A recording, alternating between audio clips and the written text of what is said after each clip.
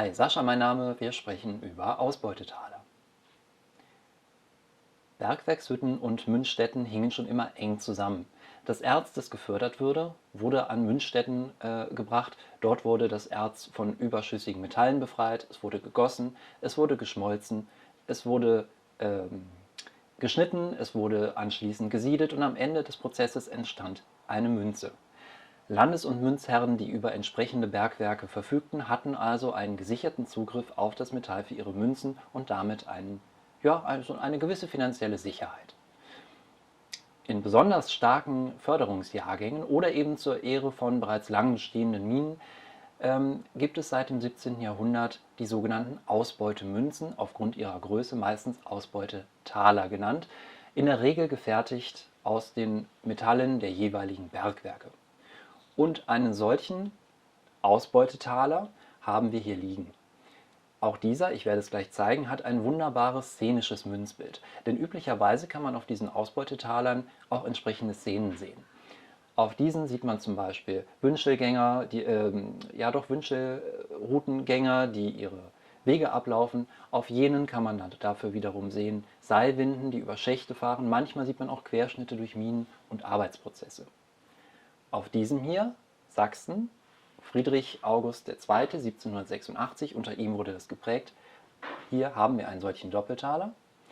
Und auf der Avers-Seite sehen wir erst einmal den Kurfürsten. Wir sehen Friedrich August mit einer wallenden Lockenperücke, die ihm auf den Schultern liegt. Der Blick von unheilbarer Würde. Er ist gewandelt in Hermelin und vor allen Dingen hat er unter sich das Großkreuz des polnischen Weißadlers, eines Ritterordens, in der Umschrift sein Name sowie ein Teil seiner Titulatur als Kurfürst von Sachsen. Darüber hinaus war er aber auch noch König von Polen und Großherzog von Litauen und am Rande und vielleicht auch sehr erwähnenswert Sohn Augusts des Starken. Soweit so üblich. Auf der Reversseite sehen wir jetzt die Szene zur Mine. Dort sehen wir eine hügelige Landschaft mit diversen Gebäuden darauf. Das größte Gebäude ist allerdings das sogenannte Huthaus, das Hauptverwaltungshaus der Mine. Und wir sehen im Münzrand eingeprägt den Namen Beschert Glück. So hieß die Mine, Beschert Glück. Recht sprechend. Wir sehen eine Haldenpfahlgrube, die von dem Huthaus hinweg in die Mine führt, also Schutt abräumt. Und vor allen Dingen sehen wir im Exergue eine Inschrift.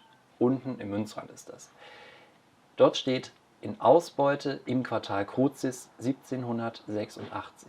Das bedeutet, dieser Taler ist also geprägt worden auf die besonders starke Förderung des Abrechnungsquartals Crucis, sprich Juli bis September 1786.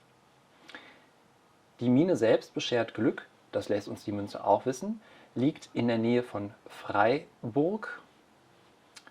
in der Nähe von Freiberg und war aktiv in der Zeit von 1697 bis 1899.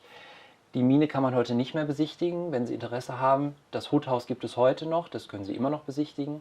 Ansonsten sehen Sie relativ wenig von der ehemaligen Minentätigkeit. Zur Zeit Friedrich August II. War die Mine aber noch aktiv und er war sehr, sehr stolz darauf.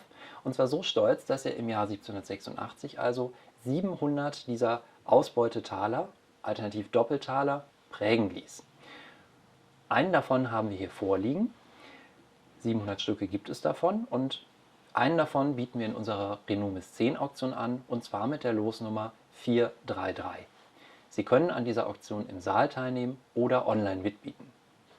Auf bald, ich freue mich. Bis dahin.